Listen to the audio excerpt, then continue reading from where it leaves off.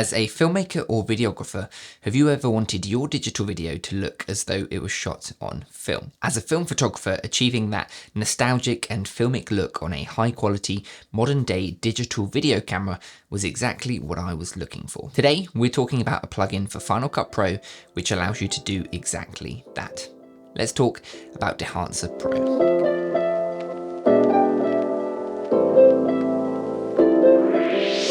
For transparency purposes, Dehancer did provide me with a license in order to create this review. However, no money has changed hands whatsoever, and all of the thoughts and the things that I have to say about Dehancer Pro, I've written myself. They're completely my own ideas, and the company had no input as to what I was going to say in this review. So with that out of the way, what exactly is Dehancer Pro? Essentially, Dehancer is a film emulation plugin available for Davinci Resolve, Premiere Pro, and what I'm going to be reviewing is the Final Cut Pro version. You can also purchase some singular aspects of Dehancer such as grain, bloom, halation, and film breath, or also a slightly cheaper version called Dehancer Light. As well as this, they do have a photographic plugin available for Lightroom, Photoshop, and Capture One, which I definitely want to try out in the near future. And they also have a brand new iOS app for editing photography on your iPhone to have that film look as well. Today, we are purely going to be taking a look at Dehancer Pro for Final Cut Pro, which is the full bells and whistles plugin that does everything you need it to do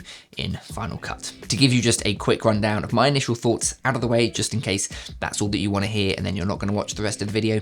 Totally understand if that's true, but to give you my thoughts, I love it. I think it's great, and it's what I use when I'm finishing almost all of my video projects that call for that sort of filmic look. A lot of the time I use it here on my YouTube videos, sometimes in a more subtle way, sometimes a little bit stronger, and I absolutely love the look that it has. Before we get too much into the technical aspect of Dehancer and the nitty-gritty details of all the tools that are provided, I'm going to show you a short sequence of clips from numerous different projects, some for here on YouTube, some for some other video related work, so there's no coherent story, it's not a short film or music video or something like that. But I'm going to show you the sequence firstly without using Dehancer, purely just a Rec 709 conversion, followed by a version where I have utilized the plugin and all of the different effects that come with Dehancer Pro.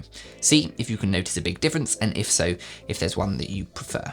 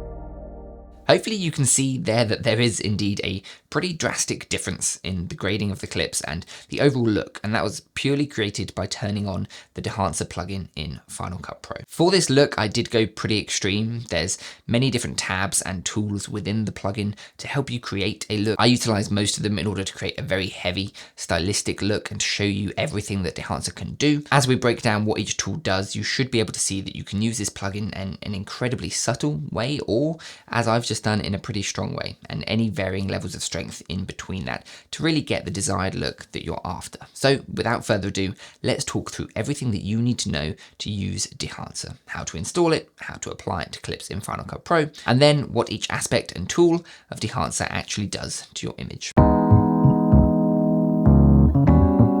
Installing is super easy. It is a basic Mac install package that you double click to open, and you simply have to restart Final Cut Pro for the plugin to appear. Navigate down to your effects browser in the bottom corner of Final Cut Pro, and under a new category called Film Emulation is where your Dehancer Pro plugin lives. You'll have to apply the effect to a clip and put in all of your license info, add in your serial number, all of that. And from there, nothing will be watermarked. You can either apply the Dehancer effect to each clip and copy and paste it across all of your clips in your project once you've created your look, or simply use an adjustment layer over the top of your entire project or over the top of the clips that you want it to affect. I use a free adjustment layer from Motion VFX.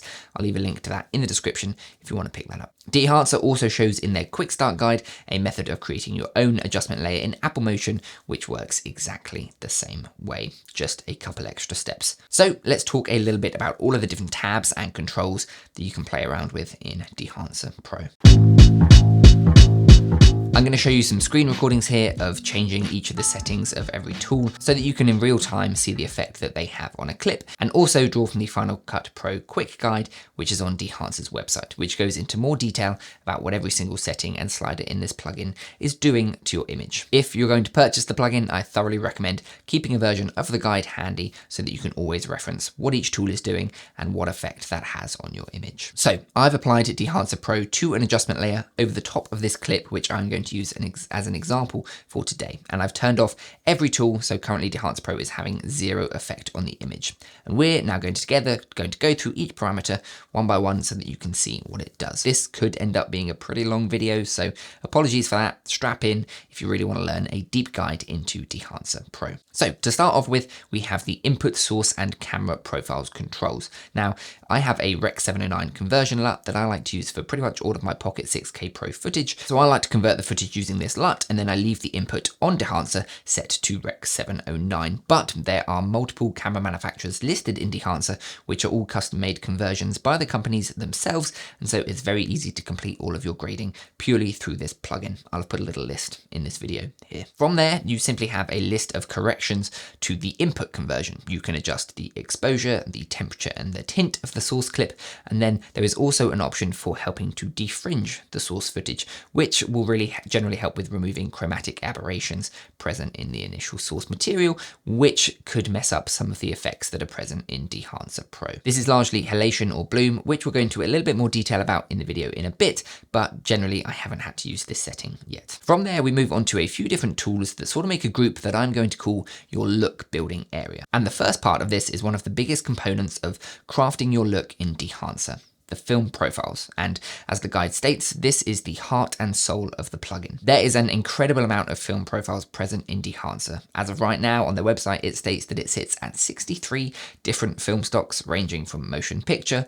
color negative, color positive, black and white, instant films, cross-processed, and a category that they call exotic films. With this, I'd simply recommend playing around and finding a film stock that you like. Maybe you know that you're looking to emulate the look of a movie that you really enjoyed. Research what film stock it was shot in and plug that into Dehancer and go from there. This is simply a huge personal preference thing, and for me, as I said, it's best to simply experiment, play around, see what each one does to your image, the look that it has, and choose one of your favorites. For this example, I'm going to copy what Paul Thomas Anderson did for his film film Licorice Pizza, which I loved. I'm going to choose Kodak Vision 3 50D for this daytime exterior shot. The push and pull settings essentially emulate changes in how much light the film negative is exposed to. Dehancer uses 3 different film exposures for each film profile to create this effect. This will largely vary the color and the contrast of the image, just something to play around with. One thing to note is that the film profile section strength cannot be adjusted, whereas other effects can be. What this means is that your film stock profile will always have a 100% effect. There's no sort of opacity slider as if there is with all of the other effects. If you want to utilize essentially 50% look, apply 2 different Dehancer plugins to your clip or adjustment layer, only enable the film profile on the first one, and then dial the total impact slider, which is down the bottom, down to 50% on that effect, and then apply all of the other effects to your second Dehancer plugin, where you can adjust those strengths individually. That's your way of getting sort of a 50% look of your film stock, but generally I would say just go the full thing, get your 100% look as you can. I hope that made sense. Okay, so back to the tools, and we're actually going to jump down a few tools here, because in the quick guide, Dehancer recommends adjusting these settings immediately after choosing your film profile. So let's listen to the manufacturer and let's talk about the expand tool. This tool allows you to manually control your black and white points of your final image. Dehancer themselves says that a lot of the profiles themselves lack contrast due to the need to preserve the natural features and color and look of the film stocks, and thus we have to bring the contrast back ourselves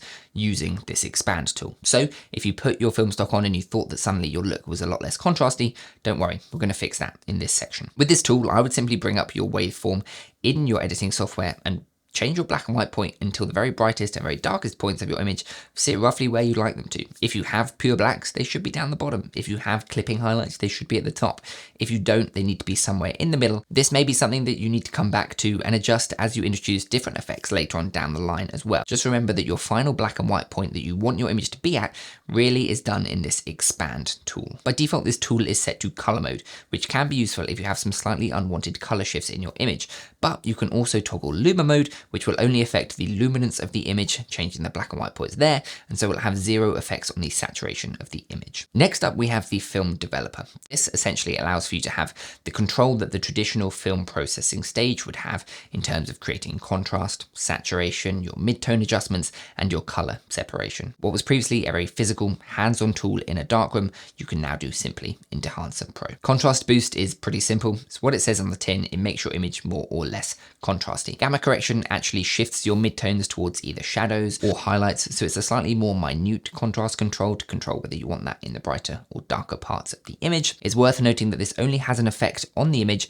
if the contrast boost value is not set to 0. So you can't change the contrast of the image, only the contrast boost that you're adding. Color separation is an interesting saturation control, which actually works by reducing or increasing the saturation of the most intensely saturated colors first, whereas your less saturated colors are affected a lot less. Essentially, your more saturated colors will have more pop to them if you increase this value. This also only works if you have a contrast boost value that isn't 0 as well. And then color boost is your overall saturation control. That increases or reduces the saturation of every single color in your image without taking into effect what is most or least saturated to start with. Worth noting that this setting will not clip any colors, and even when maxed out, all of your colors remain inside the working color gamut. So you can crank it all the way up, no colors will clip or distort. Next up, we have a category called film compression. Now, if you've watched any of my videos before, you know that I love to shoot a lot of film photography, and a large reason why I do that is for the look of the film stock that I'm shooting with, and also the way that the film handles highlights. So clipping on film generally occurs much later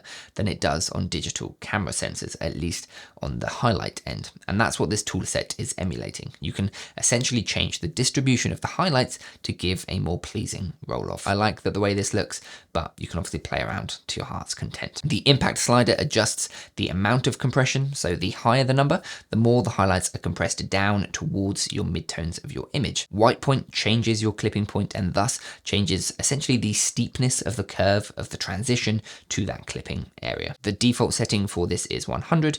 If you lower this, your white point gets closer to your midtones, so you clip earlier and the image is more contrasty. Vice versa, if you increase it, the clipping point is moved up and you get a less contrasty image, resulting in grayer and slightly more washed out highlights. Tonal range changes the overall width of the tonal range affected by the film compression. A value of 0 means that absolutely nothing will be compressed. 100 will mean that the entire tonal range from the brightest highlights to the very darkest shadows will all be compressed. And finally, in this category, the color density tool allows you to change how saturated your highlights appear. So this will essentially only affect the highlights. A setting of 0 gives the lowest amount of saturation in the highlights. This is more realistic of a negative film stock, and color density of 100 provides the most saturation in the highlights, emulating more so the look of a color positive film stock. So maybe take into account what film stock you've picked. Is it negative? Is it positive? And then play around with your number accordingly. Next up, we have a tool that will have one of the biggest effects on your image, and that is the print tool. This is essentially the final stage of post-processing that will be done on a film stock, printing it onto its delivery format. Each of these print formats has their own look to it, varying in color and contrast, and each one is actually recommended by Dehancer for different film stocks depending on what you chose earlier in your film profile. Linear has no photographic paper characteristics, so it is a pure profile of the film stock you chose. This is recommended for use with color positive film. Cineon Filmlog is a Cineon film scan format. Kodak 2383 and Fujifilm 3513 print films are motion picture print mediums, and so if you use a motion picture film stock like I did, this is what is recommended as your print option. And then Kodak Endura Glossy Paper is a picture print film stock recommended for photographic negative films. These recommendations are, of course, only that. They are recommendations, and you can get some awesome results, of course, from mixing and matching your film profiles with your print mediums. As ever, it is incredibly subjective. It's what you want to do, play around, find out what you like. In this category, you also have numerous tools to alter the look of your print medium once you have selected it. Target white is once again fine-tuning the white balance of the light source used to print your image. Exposure is, of course, the brightness of your print, but one thing to note with this is that it will have an effect slightly on your contrast too. Tonal contrast obviously affects the contrast of your print image. Color density is said to provide perceptual saturation control, is what it says. And this adds saturation to the supposedly aesthetically significant colors, as opposed to being a global saturation control, which is what the typical saturation control just below this does. Although you can actually only adjust this down so as to not degrade the image. You can't boost saturation at this stage. And then finally, the analog range limiter can be turned on to give a softer image and will increase the levels of detail in the brightest and darkest points of the image, effectively overriding the cutoff points present in the print medium. You're not bound by those limits as you would be if you physically did print onto them. And finally, the last tool that we have in this so-called look building area is the color head and print toning. And this essentially recreates the job of photo enlargers, in which you change the color of the light during the exposure of the print. Pretty simply, if you adjust the sliders towards the color label, your image will become more tinted with that color. It's the same as having a light source shining on it in that color. It adds to it. From there, you can change the effect that this color toning has on your shadows, on your midtones, and on your highlights. The preserve exposure slider is how much the plugin automatically compensates for any exposure changes whilst making these color adjustments. And then the impact slider, as I said earlier, is essentially an opacity slider or a percentage of how strong you want your adjustments in this section to be. So that is it for what I would describe as your look building area. From there, you're pretty happy you've got the color and the look that you want. And so now we move on to the final few sets of groups of tools, which are effectively the recreation of the innate traits of shooting on film. Things such as film grain, your halation, your bloom, as well as a few others.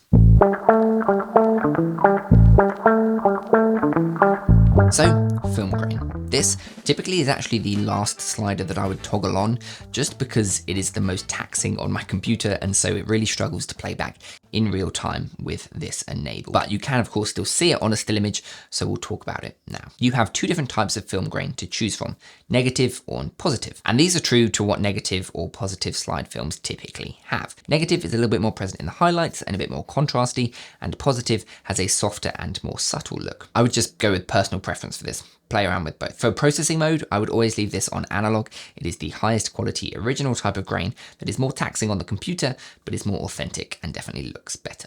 The rest of the parameters are then where you dial in the look of the grain that you're after.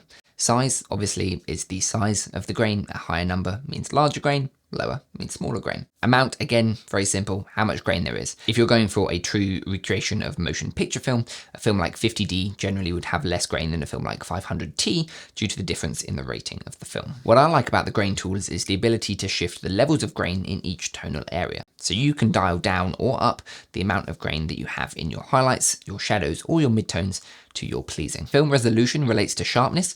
Set to 100, your image will retain all of its original sharpness, and as you lower it, the grain essentially softens your overall image. 50 is your middle ground, representing a balance between level of grain and the sharpness of the image. 0, obviously you have the most grain and the least sharpness in your image. Chroma is then the final setting and essentially is the saturation level of your grain. If you're not a fan of the small colored flecks of grain that can be present and you simply want it to be monochromatic, set this to 0. If you're going for an old school sort of 8mm or VHS type look, there's obviously a lot more color grain. You can add that in there. The final thing to note with grain is that this does generally have an effect on the visible contrast because grain is not present in the pure white and pure black parts of your image. Dehancer recommends revisiting your expand tool that we spoke about earlier, where you set your white point and your black point once you've set your grain. Redial in your settings back up there to regain the level of contrast that you're after in your image. Next up in your sort of features of film category is a tool called Halation. And this relates to the levels of red and orange halos,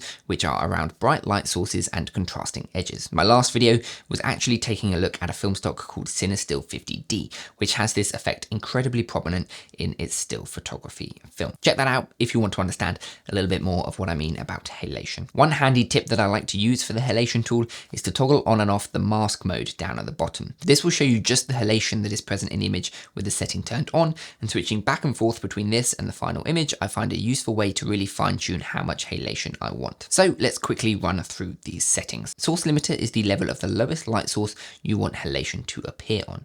0 means even dark light sources will have halation present. 100 means it will only be the very brightest lights, and obviously you can toggle the slider in between that to the range you like. Background gain changes the amount of halation visible on background tones. The smoothing setting is pretty important and changes how detailed these halos around your small highlights are, i.e. a higher number means they're less detailed and more widespread. A smaller number means each individual halo gets more detail and is a little smaller. Local diffusion changes the size and the spread of each halo, and global diffusion changes the effect that these halos have on the image around it by scattering light, particularly in your midtones. Amplify actually isn't the same as your impact or opacity slider that we've been talking about, which is at the bottom, but it does make the effect more pronounced and it actually shifts it to a more yellow tone the higher that the number goes. Hue changes the color of these halations. Blue comp helps to provide halation on cooler color temperature backgrounds and shots, and impact is obviously your overall opacity slider, as with all of the other tools. A lot to learn there and a lot to sort of play around with and think about, but I think it's best to just go into the mask mode, crank the impact up and play around with the settings to really see what they're doing on a couple of different images. That's probably the best way to learn what each tool is whilst referencing the quick start guide. Bloom then is the final hurdle to creating the true authentic film look, and this is the dispersion of light where contrasting areas of light and dark meet. This isn't really softening the image, it only appears around light sources interacting with darker parts of the image, but it does give that sort of softening, slightly lower contrast look. The highlight slider is your threshold level as to determining the brightest part of the image where bloom will begin to appear. The higher the number, the lower the threshold, and thus bloom is present in darker areas and a wider area of your tonal range. I hope that made sense. Source limiter is almost a hard limit on the lower end to cut off any unwanted bloom on your darker areas. It's almost like desaturating your shadows. You can set a complete minimum where there'll be no saturation, or in this case, there'll be no bloom in your darker parts. Details is how global the effect is. A lower number means it affects more of the image, and a higher number means it has a more detailed and precise effect. Your diffusion slider is the size of the glow's radius, and your amplify slider virtually changes the brightness of a light source, and thus providing more visible bloom if that number is higher. Save lights is pretty much exactly what it says. It saves your highlights from any clipping which may be introduced by the bloom effect. I would recommend probably having this on. And saturation is a simple saturation slider which allows you to increase or decrease the color strength present within the bloom effect. That pretty much for me is the last of the tools that I would typically want to use. The final few groups are other characteristics of film, that I personally consider almost a little more experimental and often not the most pleasing thing that I would want in my videos, so I tend to generally stay away from there, but of course there are all of these options. Just so you know what they are, vignette is a dark circle around the edge of your image, which was often present in older vintage lenses and often can actually be seen as a bit of a flaw of the lens. Film breath is the accidental change in exposure, color, and contrast between each film frame as it moves, and gate weave is the physical swinging of the film strip as it is pulled through the frame window in a projector. As I said, a little more experimental, a little less wanted for my image. I don't tend to play around with them. And the final little handy feature of Dehancer is that you can in fact use it to generate LUTs. So you can build your own look and even export it to a LUT to be used for monitoring in your camera. Just know that any exported LUT will only include the tools listed in what I call the look building catalog. Any of the film characteristics which I mentioned, such as grain, halation, bloom, all of that, they won't be included in the LUT. It'll just be your film profile, your print medium, all of that stuff that I talked about earlier. And that pretty much covers everything that you need to know about using Dehancer Pro in Final Cut. Personally, as I said earlier, I absolutely love the tool. I use it a lot on my YouTube videos, particularly as I'm talking about film photography and I'm wanting to emulate that kind of look with a lot of my videography. I find myself gravitating towards it on most creative and more stylistic projects that I do, even if it has a more subtle look than the one I've created today. But that's what I think is really great about the plugin. It's essentially a toolbox of everything that you would need to create a genuine and beautiful filmic look for your digital footage. And you have an incredible amount of freedom to control that filmic look however you please. I'd recommend it to anyone. As I said, download the trial, play around with it, play around with all the settings, find out what you like and see if you think it is useful for you. That's all for this one. I hope you've enjoyed it. I appreciate it's been a long one. If you have enjoyed, please feel free to leave a like. Let me know your thoughts in the comment section down below and maybe consider subscribing if you do want to see any more content coming up from me. Stay safe everyone, stay happy, and I'll see you in the next one.